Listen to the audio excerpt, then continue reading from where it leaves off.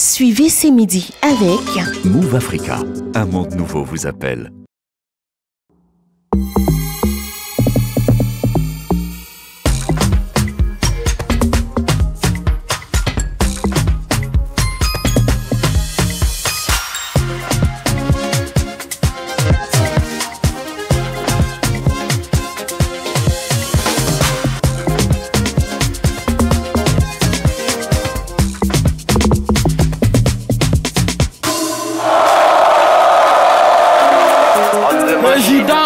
Blanc, écoute IB la joie. Les gosses d'aujourd'hui là vraiment elles vont nous tuer. À cause d'argent de fête, on peut même plus respirer. Juste quand il y a une chanson là qu'elles ont pris ça pour charger. Madame Karamo, elles vont pas nous laisser. Elles vont pas nous laisser. Si elles nous ont raté, y'en a vu ça. C'est que c'est vrai qu'elle quitté. Donc allez là, pression sur nous. Elle veut mettre pression sur nous. Ah bon? Pression sur nous. Laissez-moi vous dire aussi. Si vous recevez quelque chose, même mot, c'est que c'est le Père Noël qui a donné. Parce que à l'heure là, c'est Donna qui est fou. C'est Donna qui est fou. Nous on n'est pas Papa Noël. Oh. Nous on n'est pas Papa Noël. C'est lui qui donne cadeau sans attendre à retour. Oh. Donc à l'heure là, c'est Donna qui est fou. C'est Donna qui est fou. Je vais payer mes chemins. Je vais payer tes habits. Je vais te donner même l'argent de poche. À la fin, tu vas me tromper qui est fou. Tu vas me doubler. Caméléon officiel de Paris. Willy Tombo. Dr Tilo. Mais dans les Saint-Valentin, c'est nous qui payons toujours. Tabaski Ramadan, on a toujours donné. Même pas qui nous, c'est nous qui payons seulement. Tu payes gâteau d'anniversaire, un autre va venir couper. On va pas vous satisfaire, mais c'est nous qui souffrons toujours. Donc cette année-là, c'est Donna qui est fou. C'est Donna qui est fou.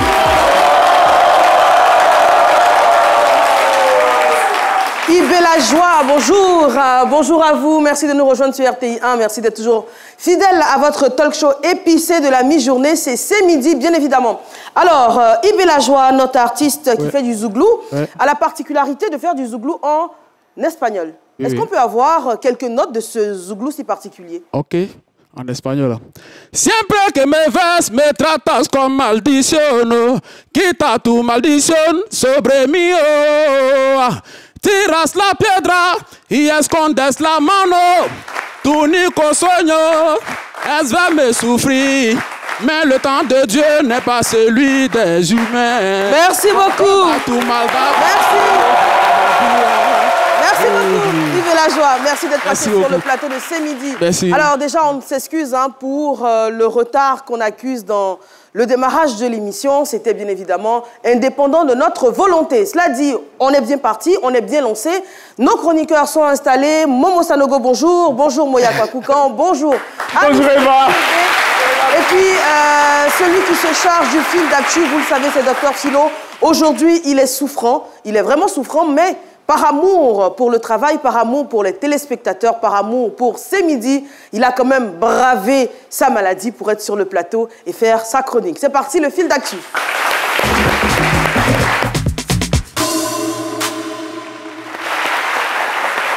Merci.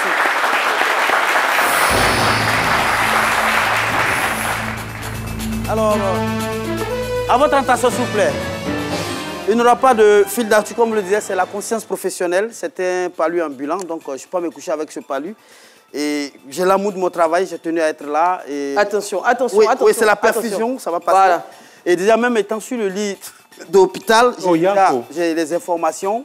Je sais que hier, au palais de justice d'Abidjan, observateur Eben, on a eu le procès, le verdict a été tombé. Et donc, il va écoper de 1 an d'emprisonnement, dont 6 mois ferme. Et puis 6 mois avec ceci, avec une amende symbolique de 5 millions de francs CFA. Et donc, sur ces... Non, alors l'amende, c'est 5 millions à payer, ouais. à l'État ivoirien et 1 franc symbolique pour la plaignante. Hein, selon voilà. Combien pour la plaignante? 1 franc symbolique. 1 franc symbolique. 1 franc, ok, d'accord. 5 millions, c'est pas symbolique. Et donc, rapidement, allons voir en avance. Donc, sur ces réseaux, il a tenu à dire que non, vraiment, il ne faut pas en vouloir à la plaignante, c'est de son droit, et elle est une victime, et que lui, déjà, il assume toutes ses responsabilités. Donc, deuxième information, on a au Sénégal, le nouveau gouvernement a décidé que tous les ministres qui étaient sous l'ancien gouvernement puissent redonner les véhicules de service et même les maisons. Et donc déjà, les anciens ministres, vous ne soyez pas étonnés de les voir en Oro. Et déjà, les gars de Oro, ils sont déjà contents parce qu'ils vont devoir avoir des clients de luxe. Avoir un ancien ministre dans son taxi Oro, quand même, c'est dégaineux. Alors, donc, la troisième information, on l'a vu sur les réseaux sociaux, un jeune aussi. Voilà quelqu'un comme ça, j'ai pas envie de dire idiot, mais c'est Anne Griff, qui est sur la route de la Maca. Et donc, il a, à travers une vidéo, brandi comment on appelle ça? Une grenade en menaçant ses professeurs. Franchement, il faut parler à nos enfants. Oui, la vidéo est en train de tourner en ce moment. Et donc, il a été interpellé par la gendarmerie. Et donc, elle va répondre de ses actes. Et donc, voilà. C'est pas bien, il faut parler à nos enfants. Voilà les 3 informations que j'avais. Mais merci, Dr. souffrez que je souffre sur ce plateau pendant... D'accord. Prompt rétablissement. On comprend. Merci beaucoup, Dr. Philo. Alors, on va faire entrer notre invité qui buzz parce qu'aujourd'hui, le sujet, il est concernant, c'est un sujet d'actualité, encore plus, vous allez le comprendre dans quelques instants. Mais on va accueillir l'invité qui buzz. Il se nomme Clément Irietra, président fondateur de l'ONG Kavoikiva. C'est ça? Alors, il arrive, va nous dire comment bien prononcer. L'ONG agit pour la promotion du bien-être et de la défense des droits de l'homme et sensibilise et prend en charge les victimes de prostitution et d'exploitation. Il arrive, monsieur Clément Irietra.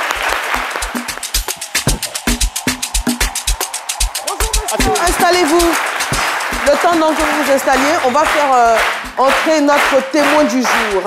Alors, le témoignage qu'elle va livrer sur ce plateau est un témoignage fort parce qu'il s'agit d'elle, il s'agit de son vécu, de la prostitution à la prédication. Elle s'appelle Madame Anastasie Nguessan. Elle est aujourd'hui écrivaine, prédicatrice donc de l'Évangile. De la France à la Belgique, en passant par l'Allemagne, elle a exploré les choses les plus démentielles dans le milieu de la prostitution. Aujourd'hui, elle se confie sans complexe sur le plateau de C'est Midi. On accueille Madame Anastasie Nguessan.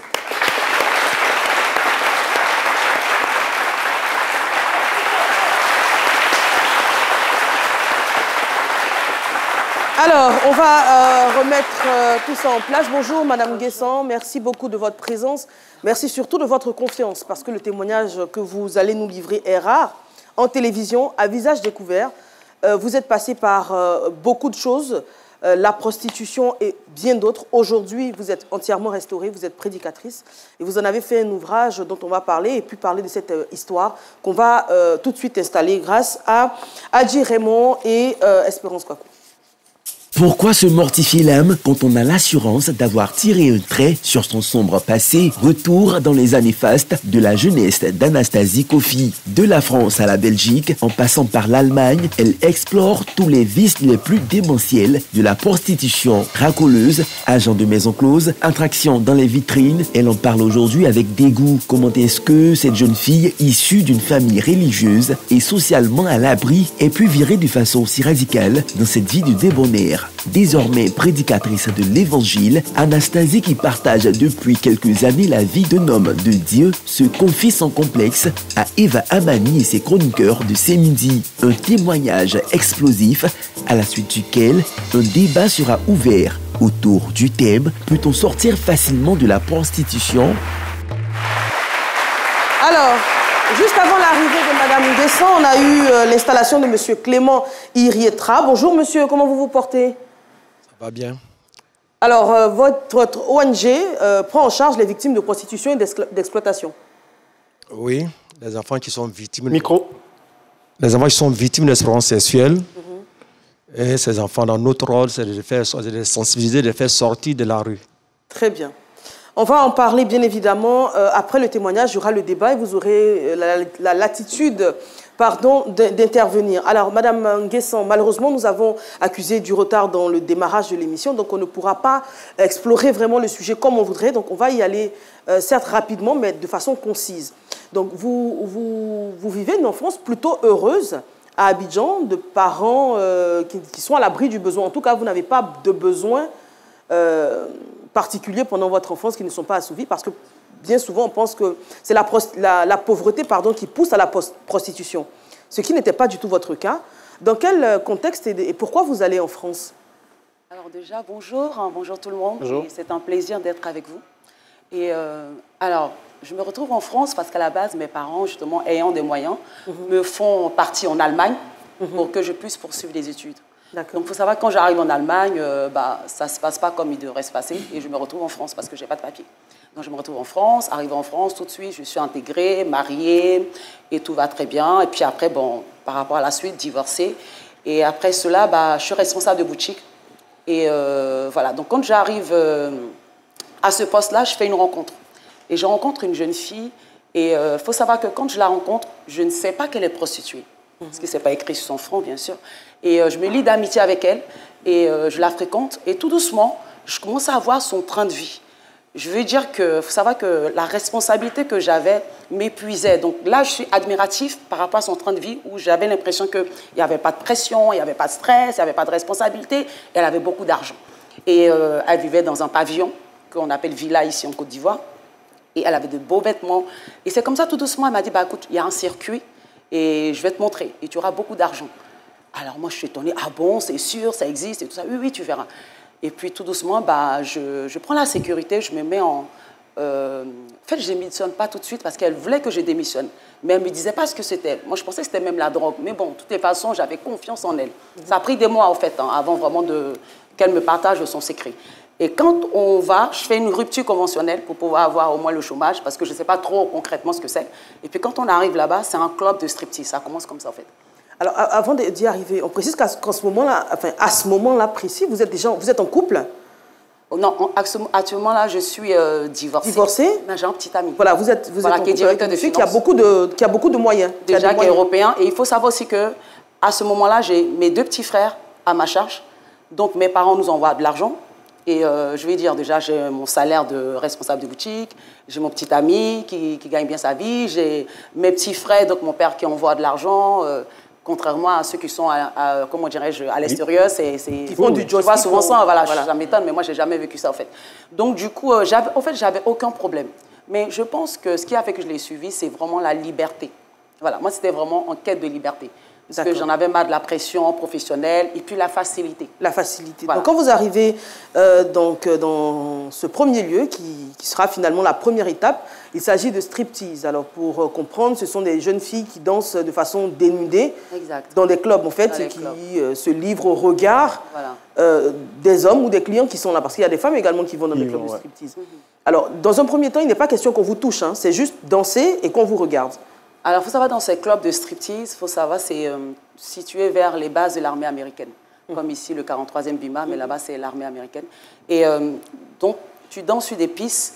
Et à la base, il y a aussi des moyens d'avoir des rapports, mais ce n'est pas obligatoire. Mais c'est vraiment striptease. Et puis, en échange... on vous donne de l'argent. Voilà, on vous donne de l'argent. Plus tu retires, plus on te donne de l'argent. Franchement, j'apprécie bien. Parce que je me dis, waouh, déjà, je suis impressionnée du fait que moi, j'aimais beaucoup aller en boîte de nuit et je dépensais beaucoup d'argent. Et là, j'avais l'impression que je dansais et on me payait. Donc, pourquoi pas, quoi. Vous dansiez de manière suggestive. Et quand on est jeune, moi, je pensais que, au fait, j'aimais tellement séduire que pour moi, ça va, quoi. C'est des pigeons, donc on y va. Et c'était comme ça. Donc, on se faisait beaucoup d'argent les soirs jusqu'à ce que tout doucement, elles me disent, écoute, il y a encore un autre circuit. Et là, je me suis dit, ah bon, et tout. Et bien là, c'était les maisons closes. Donc, pour vraiment résumer. Et dans les maisons closes, ce qui m'étonne, c'est que je n'aurais jamais imaginé que ce genre d'endroit existe. Parce qu'en France, ça n'existe pas. Même et là, vous étiez dans quel pays? Comment? Vous étiez dans quel pays? En Allemagne. En Allemagne. En Allemagne, voilà. Donc, c'est des maisons closes. Et c'est officiel, c'est légal. Et donc, on m'explique, au fait, il faut savoir que ce n'est pas marqué maison close. Non. C'est marqué recherche hôtesse. Et donc, du coup, moi, je sais pas, elle me dit, va, tu appelles, tu y vas et tout ça. Et moi, j'ai confiance parce que de toute façon, je suis une personne, comme on peut dire, un peu kamikaze, c'est comme ça on me surnommait. J'avais pas peur, j'étais curieuse de tout ça. Et j'y vais. Quand je sonne dans la villa, c'est une Allemande qui me reçoit et elle m'explique les conditions de travail. Moi, vraiment, ce qui m'étonne, c'est qu'elle me dit, ici, on travaille 7 jours sur 7, 24 heures sur 24. Pour moi, je me dis, bon, elle ne comprend pas français, peut-être elle essaie de vraiment m'expliquer, grossir un peu la chose. Mais c'est vraiment des maisons où on travaille 24 heures sur 24, 7 jours sur 7. Pourquoi? Parce que c'est des maisons closes. Alors, le principe des maisons closes, hein, pour qu'on situe bien, c'est que ce sont des maisons, en fait, on a tendance à penser que les prostituées se trouvent dans la rue.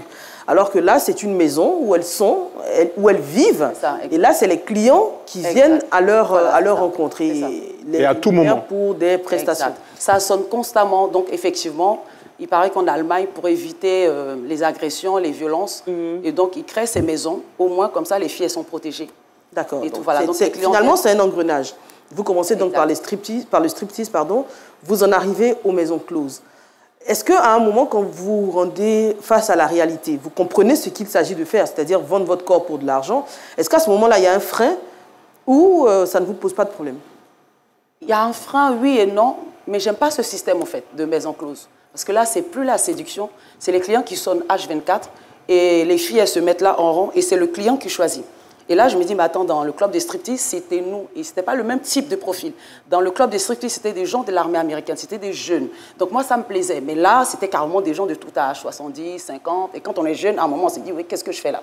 Donc moi, j'aime pas trop. Et du coup, mon ami, elle me donne un autre circuit. Et l'autre circuit, c'était en Belgique cette fois-ci. Et c'était dans des bars à vitrines. Et encore là, ça n'existait pas en France. Et j'étais très étonnée. Des jeunes femmes, toute une avenue, c'était à Liège, je me souviens comme c'était hier, et on se retrouvait comme ça dans des vitrines, et là par contre je suis restée une journée parce que je n'ai pas supporté. Mais est-ce qu'il y avait moyen de rebrousser chemin, de dire non tout de suite? Il faut savoir que quand on rentre dans ces genres d'endroits, tu ne peux pas repartir tout de suite à une semaine, parce qu'il faudrait que la patronne puisse aussi faire une annonce pour qu'une autre personne puisse prendre la place. Et puis quand tu travailles aussi, il faut savoir que c'est des choses que tu ne sais pas, quand tu arrives là, tu penses que tu es logé dans la villa, non, tu payes, voilà, c'est comme un hôtel. Voilà, et toi, tu étais étonné. Donc, que tu aies des clients ou pas, tu dois payer la journée, ta nuit. Et puis, tout ce que tu gagnes avec le client, tu partages aussi 50-50. Donc, finalement... Donc, quand vous vous retrouvez dans ces bars à vitrines, hein, parce que pour bien comprendre cette fois-ci, je veux bien qu'on comprenne le cheminement de d'où vous partez, où vous arrivez. Donc, après les clubs de striptease, la maison close, ensuite les bars à vitrines. Donc, c'est comme des magasins où les êtres humains sont exposés comme des mannequins. Des mannequins. Comme des mannequins en plastique, c'est-à-dire qu'on passe devant les magasins, on voit des mannequins qui sont là, qui présentent des vêtements. Vous êtes là en tant que personne humaine. Exact. Est-ce qu'à ce moment-là, vous sentez la dégradation de votre condition humaine ou toujours pas? Non, à ce moment-là, je suis choquée, quoi, parce que tu es carrément en lingerie fine. Et c'est toutes les voitures qui passent toute la journée. C'est même pas quelque chose... Au moins, dans la maison close, c'était caché. Mais là, c'est carrément en pleine journée, tout le temps. C'était les 3-8, au fait. Donc, moi, j'avais des horaires du matin. Il y avait une équipe qui passait l'après-midi, une autre équipe de nuit. Moi, j'ai fui justement ces horaires-là professionnels. C'est pas pour me retrouver là. Donc, je suis restée une journée. J'ai réussi à partir. Il fallait rester une semaine, mais moi, j'ai dit pas question. D'accord. Cet endroit. On se retrouve pour la suite du témoignage et surtout la prédication et les conseils qu'il faut en tirer. Ce sera dans un instant, juste après la pub. Ce vendredi 19 avril, au siège de la société de téléphonie mobile Move Africa, s'est déroulée une cérémonie des plus importantes. En effet, M. Loussène Oussala, directeur général de l'opérateur, a apporté officiellement le soutien de son entreprise à l'athlète Cheikh Salah Cissé, champion olympique et champion du monde de taekwondo. Pour le directeur général de Move Africa, le champion et sa marque épousent les mêmes valeurs. Cheikh Cissé, il correspond à nos valeurs. On partage pratiquement les mêmes valeurs. C'est dans ce sens que nous l'avons choisi. C'est donc un chèque de 10 millions de francs CFA que M. Oussala a remis à Cheikh Cissé pour le soutenir et l'accompagner dans cette mission de représentant et ambassadeur de la Côte d'Ivoire aux JO de Paris 2024. Cet acte aussi m'encourage à donner le meilleur de moi-même lors de ces Jeux Olympiques. Parce que je vois que la Côte d'Ivoire est avec moi, surtout mon partenaire Move Africa est avec moi et je suis très fier. Il faut noter que cette cérémonie s'est déroulée en présence de plusieurs journalistes sportifs, blogueurs et certains membres du comité de direction de Move Africa Côte d'Ivoire. Move Africa, un monde nouveau vous appelle. Merci d'être avec nous. Alors, on va dire merci également à la promotion 2023-2024 des sciences juridiques, économiques et mathématiques de l'université Adama Sanogo du plateau d'Opuy.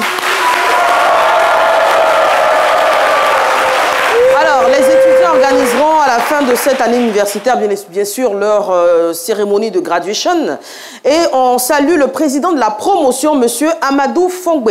Nous avons également l'Académie de foot Guesmon de la commune de Ndoussi, précisément dans le village de Bodo, situé à 109 km d'Abidjan. Wow. Et cette école de formation de foot est la meilleure école de formation justement de foot, sport, études en 2019 et vainqueur du tournoi international de Dubaï en août 2023. Wow.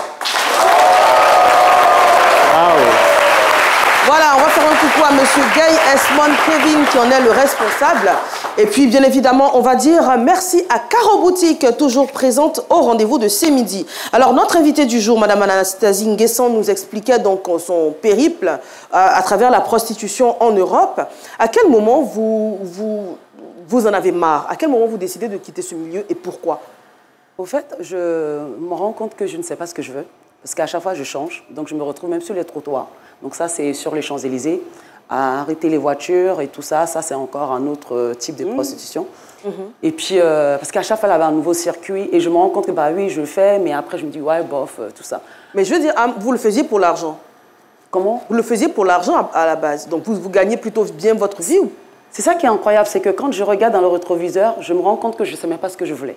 Voilà, ça c'est... Vous gagnez de l'argent quand même, au moins. Ah non, non mais les prostituées, elles gagnent de l'argent. Mais je vais dire que quand on regarde là où j'étais et que les patrons me disaient « mais tu fais quoi là ?» je réalise par là que, en fait, parce que quand les clients venaient, je priais pour parler avec eux. Et c'est pour cela que je suis en train de dire que quand je regarde dans le rétroviseur, je me demande ce que je faisais là. Est-ce que c'est suivre les gens? Est-ce que c'est faire comme les copines? Est-ce que c'est la liberté? Il y avait une sorte d'emprise, peut-être? Voilà, c'est incroyable. Je pense aujourd'hui, c'est pour ça que je dis toujours aux gens, faites attention avec qui vous marchez. Moi, je pense que je suivais mon ami et j'aimais cette liberté. Le fait de voyager, et puis les gens pensaient que je voyageais, mais au fait, j'allais faire ça. Et puis, à un moment, j'en ai marre, parce que ce n'est pas ma vie. Déjà, j'étais responsable de boutique, j'aimais travailler. On me prenait tout de suite en entretien d'embauche, donc je retourne au travail. Et là, on me prend en tant que responsable commercial. Je suis commercial B2B. Et puis, je travaille, et là encore, je me rends compte que je ne suis pas satisfaite. Il faut savoir que quand je quitte carrément ce milieu de trottoir, de maison close, j'ai quand même des copains, hein. Ça c'est les femmes, hein. On a toujours 3, 4, comme on appelle ça, Abidjan, Puneux, Sékou. Oui, Abidjan, apparemment, on m'a dit ça, mais 3, 4 gars, voilà, c'est la sécurité. Pas toutes, hein? Non, pas toutes, okay. Mais je parle de jeunes filles entre nous. Heureusement, ce sont des modèles, ces femmes qui restent vraiment dignes. Mais qu'est-ce que vous avez vécu? Parce que quand on en parle là, on écoute votre témoignage, on a l'impression que c'est idyllique, que tout va bien, etc. Il y a des dangers de la prostitution. Il y a vraiment des énormément dangers. Quels sont les côtés terrifiants que vous avez vécus? Moi, je n'ai pas vécu de danger. Que vous avez vu? Mais par contre, ce que j'ai vu, c'est que ce que j'ai constaté, c'est que par exemple, les femmes, elles étaient addictes à la cocaïne. Parce que moi, j'ai testé. Voilà. Donc, du coup, je voyais par exemple qu'elles étaient fanées, elles étaient fatiguées, parce qu'on ne dormait pas, au fait. Ça, par contre, j'ai constaté... Vous en avez consommé quand même? Bon, bien sûr, bien sûr. Alors, on précise bien évidemment qu'on ne fait pas la promotion de ce genre de choses. C'est ça, c'est ça. C'est déjà mauvais pour la santé et ensuite, c'est illégal. Il faut le dire sur le plateau. Et toutes ces conséquences, on voit les jeunes femmes fatiguées et tout ça. Et surtout, j'avais l'impression qu'elles ne faisaient rien avec leur argent. Voilà. Parce qu'en fait, moi, je réfléchis beaucoup. Même si je suis les gens, il y a un moment, je me dis, bon, c'est pour gagner de l'argent. Et je demande aux filles, mais vous faites quoi? Vous êtes devenues quoi? Mais finalement, je me rends compte que elles ont toujours besoin d'argent. Elles étaient interdites bancaires. Voilà. Donc, moi, je n'ai pas vécu de violence. Comment? Bien mal acquis ne profite jamais. Exactement. Mais sur ce moment-là, on ne pense pas à ça. Hein. On s'est dit, peut-être que... Madame Nguessan, moi, j'aimerais savoir la question de la violence, parce qu'on sait que les milieux de prostitution sont très connus pour énormément de violences physiques et psychiques sur les femmes. Est-ce que vous en avez vu? Est-ce que vous avez vécu ou est-ce que vous en avez vu? Après, c'est ce que je dis. Je pense que le milieu où j'étais, vu que c'est dans le milieu du luxe, j'ai pas eu affaire à ça. Mais par contre, quand j'allais évangéliser, je vous assure qu'il y a eu des témoignages vraiment des jeunes femmes, puis après les clients finissaient de faire ce qu'ils avaient à faire, ne voulaient pas payer, qu'ils leur mettaient le couteau ici. Donc ça, franchement, des jeunes femmes qui se sont fait tabasser. Ça, j'ai eu quand j'allais évangéliser, parce qu'il y a plusieurs types, au fait. Et il y a des femmes, elles n'ont pas le choix. Et je dis, mais pourquoi tu retournes? Mais parce que je n'ai pas le choix, parce que comment je vais faire pour vivre et tout ça. Donc j'ai rencontré ces gens de personnes. Et moi, ce que j'ai connu, c'est qu'il y a beaucoup de solitude. Moi, j'ai connu vraiment une solitude de l'âme. C'est-à-dire que je n'ai pas reçu de violence, mais j'avais une solitude de l'âme. C'est ce qui va me pousser à me dire, finalement, j'ai cet argent facile, mais je ne suis pas épanouie. Et quand j'arrive chez moi et que je dors, j'ai l'impression que je ne suis pas heureuse. C'est un sentiment. Parce que le corps... D'accord. Alors, monsieur Clément Iritra, président, Philo, fondateur de l'ONG, oui, pour son premier buzz. Bon, ben, je remercie la dame pour son courage. Et concernant ce qu'on appelle la violence au niveau des enfants, depuis 2003, quand vous intervient dans ce milieu, les filles qui sont victimes d'expériences sexuelles. Et comme elle le dit, il y a certaines filles, peut-être aujourd'hui on va dans la rue, dans les marchés Gouvreau, etc. On dit tanti bagage. C'est des filles qui sont peut-être confiées aux gens. Et ces filles-là, une fois que, bon, quand les personnes viennent avec ces filles-là ici à Abidjan, à force de les maltraiter, des fois les enfants se retrouvent dans la rue. Et quand les enfants se trouvent dans la rue, pour s'en sortir, il y a les boyfriends que les enfants trouvent. Des fois, qui donnent ce qu'ils appellent leurs rivaux. C'est la drogue. D'accord. Et même dans le garba, pour donner aux enfants, des fois, quand les enfants consomment le garba, elles sont droguées, il peut y avoir plus de 10 personnes, des fois 15 personnes qui violent ces filles-là. Et ils appellent ça, c'est une manière d'initier ces filles. Et là... 1 minute. 1 minute, le buzz, on en aura 2 autres, vous pourrez expliquer. Alors, moi, j'aimerais, parce qu'il est question ici de faire de la sensibilisation, parce que là, jusque-là, on a le côté, je dirais peut-être glamour, le côté où on gagne de l'argent. Alors, pourquoi vous quittez ce milieu-là? Et c'est ce que j'expliquais justement. Il y a ce côté glamour, mais il y a quand même ce côté solitude qu'on n'arrive pas à exprimer. Et il n'y a pas de mots, en fait. C'est même pas l'argent. C'est que quand vous rentrez chez vous, vous vous sentez sale. Vous vous sentez indigne. Vous vous dites que j'ai reçu des valeurs. Vous vous souvenez de ça. Moi, mes parents m'ont vraiment aimé. Ça, c'est incroyable. Et je me dis, mais attends, c'est pas moi, quoi. Et quand je suis avec ces filles, c'est pas moi. Et c'est ça qui fait qu'à un moment, je me retrouve dans ce cri de cœur. Et déjà, je vais à l'église. J'ai l'impression, voilà, je ne suis pas épanouie, je ne suis pas satisfaite, jusqu'à ce qu'à un moment, ben voilà, je vais être dans cette chambre où je raconte dans mon témoignage et crier à Dieu. Parce que j'avais l'impression que moi-même, je ne savais pas où j'en étais. Je cherchais un secours parce que j'ai connu de l'argent depuis que je suis enfant. Après, j'avais des copains qui avaient de l'oseille. Après ça, j'ai eu, comment dirais-je, j'ai connu ce milieu-là. Mais finalement, je ne suis pas épanouie.